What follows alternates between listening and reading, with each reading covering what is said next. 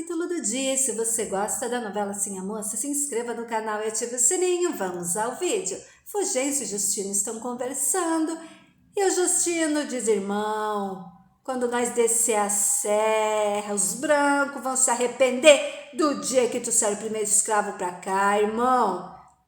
E o Fulgêncio diz: tá certo, irmão. Eu desço a serra com você mesmo, enxergando de uma vista só, desde que você esqueça Adelaide. E o Justino diz que nunca vai esquecer Adelaide, que Adelaide é a rainha dele. E na casa da Adelaide e Bastião estão conversando. E Adelaide diz para o Bastião que vai torcer para o Fulgêncio e para o Justino chegarem no quilombo e para o Justino esquecer ela, para não ir atrás dela. Adelaide está com medo, enquanto o delegado está conversando com o capitão do mato, e o delegado diz: capitão do mato, o barão já fez a queixa, denunciou a fuga do Justino e do Fulgêncio, e ainda disse que foi o Justino que matou o Honório e os seus 2 homens. E o capitão do mato diz: não se perdeu grande coisa. O delegado diz: eram seus homens, não, capitão? Capitão diz: eu não sou mais capitão do mato. Sou um escravo alforreado esperando o julgamento. E o delegado diz: ora essa, se deu por conta que é um ex-escravo? E o capitão do mato diz: espero que não seja tarde. Delegado diz: você sabe onde Justino e Fulgêncio estão? Capitão do mato diz: me solta que eu acho eles. E o delegado diz: você me traria eles de volta? E o capitão do mato diz: não, eu iria me juntar a eles. Enquanto Fulgêncio e Justino continuam indo em direção ao quilombo. Na tipografia, Augusto, Rodolfo e Rafael estão conversando e Augusto diz: o capitão tem que ser punido, quase matou Ricardo. Rodolfo diz: não vamos sossegar enquanto ele não for punido. E o Rafael diz: vamos punir um ex-escravo porque ele puxou o gatilho e vamos deixar o mandante solto, que é o barão de Araruna. Rafael defende o capitão do mato. Rodolfo fica revoltado: se você está defendendo aquele assassino. E o Rafael diz: o criminoso neste caso não é quem puxou o gatilho, e sim quem deu a ordem. O capitão do mato me arrastou por essas ruas quando me levou para a senzala do barão com satisfação. Rodolfo diz: você ainda o defende? Rafael diz: ele é meu irmão de sangue. Augusto diz: que loucura é essa? Rafael diz: ele é filho do pai José, do meu bisavô, rei. Enquanto Fulgêncio e Justino continuam fugindo, indo ao quilombo, o capitão do mato fica pensando, imaginando onde eles estão, e fica dizendo para o Fulgêncio e para o Justino tomar cuidado para não serem capturados. E no armazém do Manuel, o barão e seus amigos estão conversando, e o barão diz que já prestou queixa, que agora os 2 escravos que fugiram são responsabilidades da polícia, porque são assassinos. E os amigos do barão perguntam se o delegado está fazendo algo para capturá-los, e o delegado diz que sim, porque antes de escravos fujões são assassinos. Na tipografia, Rafael, Rodolfo e Augusto estão conversando, e o Rafael diz: o capitão do mato me seguiu quando eu fui embora daqui a mando do barão. E eu pesquisei sobre a vida dele, eu precisava saber qual era a origem dele, eu precisava saber com quem eu estava lutando. Meus amigos se encarregaram de descobrir tudo e veio a surpresa. O capitão do mato, na verdade, é filho do pai José. A mãe dele era uma escrava chamada Balbina, que vivia na senzala do pai do barão. Quando ele foi gerado, o pai José e Balbina eram escravos do pai do barão. Enquanto Justino e Fulgêncio estão fugindo, o capitão do mato fica torcendo para o Justino e para o Fulgêncio conseguirem chegar ao quilombo sem serem pegos. Na tipografia, Rafael, Rodolfo e Augusto estão conversando. Rafael faz um lindo discurso sobre a liberdade, sobre o dia em que não existirá nenhum escravo no Brasil. E a Inês vai conversar com a Nina. Inês diz: Ana está em casa. A Nina diz: ela chegou estranha da costura. E aconteceu umas coisas que eu ia contar para o Manuel, mas a comadre sabe como ele é. E a Inês, aflita, diz o que aconteceu de tão grave. E a Nina diz para lhe ser franca, foi bom a comadre ter vindo aqui. Confesso que na hora eu senti raiva, achei uma falta de respeito. Inês fica nervosa e a Nina diz, agora ela está apaixonada pelo Ricardo, sendo que eu guardei ela para o Rodolfo, não para o Ricardo. Outro dia ela fazia pouco caso do Ricardo, agora é apaixonada pelo Ricardo. Nina diz, eu acho que o Ricardo e a Ana estão comprometidos até o pescoço. Temos que fazer alguma coisa antes que seja tarde demais, porque eu não sei mais o que fazer para segurar essa menina, comadre. Inês diz, eu vim aqui para dizer que hoje a Ana não foi na casa da dona Irma, e sim foi lá em casa para visitar o Ricardo. Deixei os dois minutos a sós no quarto e os flagrei aos beijos.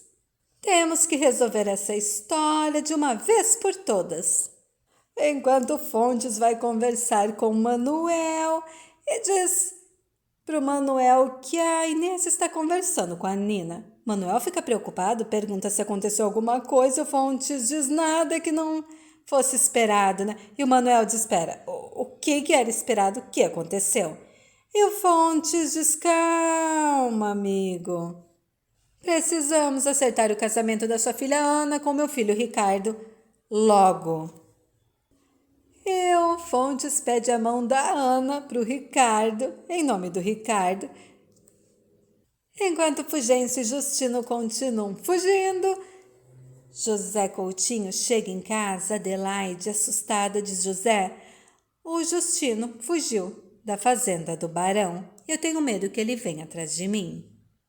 Na casa do Barão, Bastião, sim, a moça e Bastião estão conversando. O Bastião diz, eu fui ver a Adelaide, sim, e contei para ela que o Justino fugiu, achei que ela devia de saber. Sim, a moça diz, eu acho que ele não se atreveria a incomodar a Adelaide. Bades, você não conhece o Justino, sim, a moça. Claro que ele vai atrás da Adelaide. Sim, a moça diz, Justino ama Adelaide, jamais faria mal a ela. E a Bades, eu não confio nele, tenho medo que ele mate ela, sim. Bastião diz, é melhor assim a Aninha pedir pro Barão botar alguém atrás do Justino. Antes que ele volte e mate a Adelaide. Enquanto o Barão e Cândida estão conversando, e o Barão diz, eu já denunciei o Justino Fulgêncio pro delegado, não tem mais nada a ver com isso. E a Cândida diz, você fala como se não tivesse nada a ver com essa história, Ferreira. E o Barão diz, não tem? Eu não mandei eles matarem os homens do Capitão do Mato e disse ainda pro delegado que eu não tenho nada a ver com o que o Capitão do Mato fez com o Ricardo. Eu não mandei ele atirar naquele moleque. Cândida diz, você deu ordens ao Capitão do Mato para o Capitão do Mato atirar em quem tentasse entrar na casa. E o Barão diz, você não ouviu nada, eu não falei nada. Cândida diz, ainda bem que o Ricardo não morreu, senão nunca me perdoaria. E o Barão diz, você está muito incomodada por causa desse menino, Cândida. Cândida diz, eu fiquei preocupada, com medo. Se o pior tivesse acontecido com ele, já imaginou? Você não tem noção do que fez dando poderes ao Capitão do Mato. E o Barão diz, eu não fiz nada. Cândida diz, se o Frei José tivesse vindo aqui, o Capitão do Mato teria matado ele. E o Barão diz, só prova que ele é louco, que não sabe distinguir uma coisa da outra. Cândida diz, tem que ter cuidado quando se dá ordens a loucos. E o Barão diz, Cândida, eu fiquei com ciúmes porque eu soube que você passou a noite cuidando do Ricardo. Cândida diz, eu cuidei dele como se fosse um filho. E o Barão diz, passou a noite sentada na beira da cama dele, cuidando desse infeliz com tanto carinho, que eu fiquei com ciúmes. Essa sua excessiva preocupação com ele me incomoda. Cândida dizia, sua desconfiança me ofende. Enquanto Rafael vai conversar com o Capitão do Mato na delegacia, Fontes e Inês estão conversando com o Ricardo. Inês se irrita com o Ricardo e diz pro Fontes botar juízo na cabeça do Ricardo. E o Ricardo diz, o que foi, pai? E o Fontes diz, você ainda pergunta, infeliz?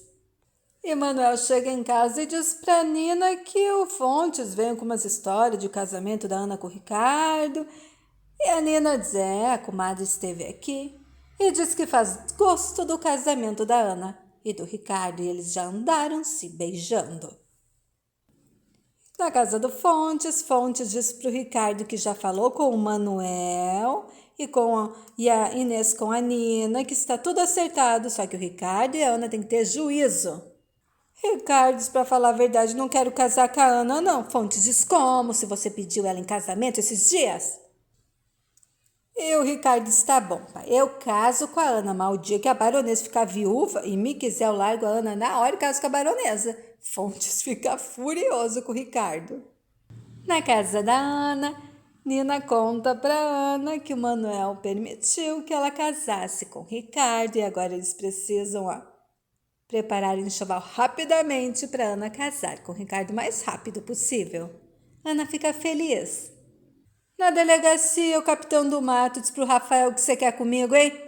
E o Rafael diz, você obedecia ordens do barão quando atirou no Ricardo, não foi?